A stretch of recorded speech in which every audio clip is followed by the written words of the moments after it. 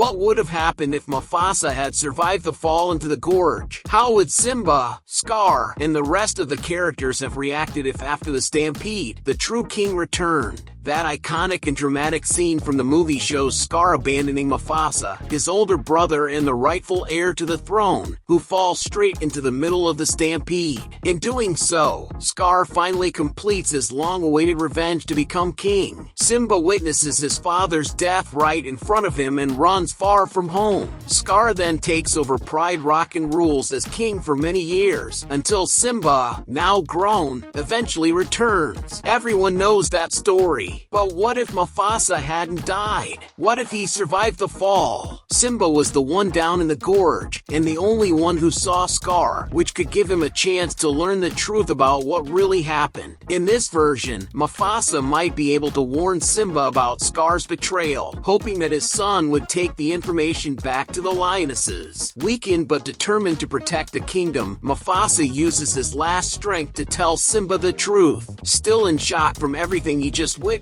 Simba now carries a huge burden, the pain of loss and the responsibility of holding on to a dangerous truth. He stands there, beside his father's body, confused, heartbroken, and scared. But the worst is yet to come. The hyenas, Scar's allies, soon arrive at the gorge. They know Simba is the true heir, which makes him a direct threat. Even if Simba wanted to go back home right then and tell the lionesses everything, he probably couldn't face the hyenas on his own. The safest choice, maybe the only choice, would be to run. But unlike the original story, where he runs away believing he was to blame, this time Simba would run knowing the truth, knowing that his uncle betrayed and murdered the king. He would carry that secret for years, until he had the courage and strength to return. And when he did, he wouldn't just be returning to claim his rightful place, he'd be coming back to bring justice in Mufasa's name. The one good thing that came from Simba running away was meeting Timon and Pumbaa. If he hadn't fled, they never would have met, and we never would have had the iconic Hakuna Matata scene, one of the best moments in the movie. But what if Simba managed to return to the lionesses with the information his father gave him? He would reveal Scar's betrayal, and that would likely lead to a battle between the lionesses allied with Simba and Scar alongside his hyenas. Even as a cub, Simba could lead, the lionesses would fight for him. Scar, realizing that his lie was about to be exposed, would be willing to do anything to keep the throne.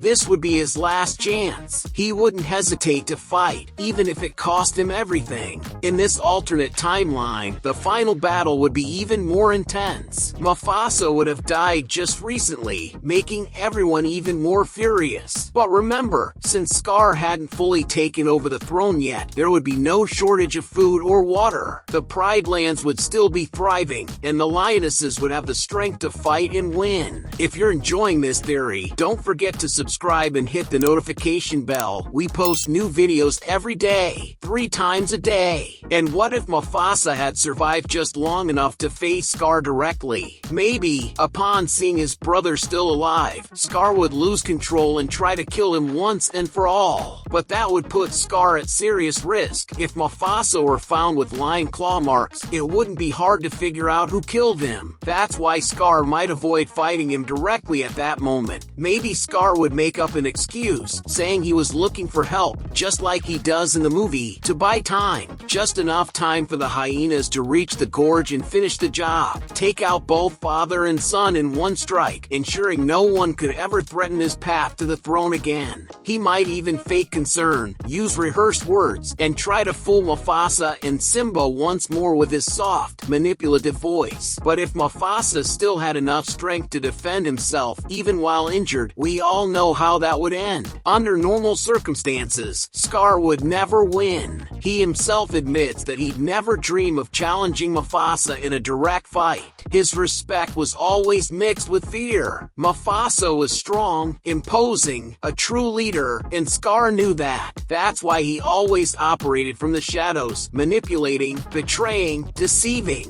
Even hurt from the fall and trampled by the herd, Mufasa would still be stronger than Scar. He's a much more powerful lion, while Scar is thin and underfed. Scar would think Mufasa was weak and might feel confident enough to fight, and that would make for an epic battle. Way better than the final fight in the movie, with roars, claws, and everything it deserves. And as everyone knows, Scar is terrified of Mufasa. In the movie itself, when Simba returns as an adult, Scar freaks out thinking it's Mufasa coming back from the dead. And Mufasa would be guided by the strength of the great kings of the past, as shown in the movie. With all of this, he could defeat Scar, making him obey Mufasa, and instead of killing him, he could banish him from the kingdom. Mufasa would not kill Scar unless it was absolutely necessary. It's not in his nature to kill anyone, only if he realized his brother would continue to threaten the kingdom and his family. If Scar confessed that he had been allied with the hyenas from the beginning and that he would never stop until he took over Pride Rock, Mufasa might be forced to kill him to protect everyone. If Mufasa survived and Scar was defeated, the kingdom would avoid all the suffering caused by Scar's tyrannical rule. The battle would be tough, but even weakened, Mufasa would win. If you enjoy videos about Disney movies, now's the time to click on these ones. Thank you so much for watching until the end, and see you in the next video here on Cine Lovers.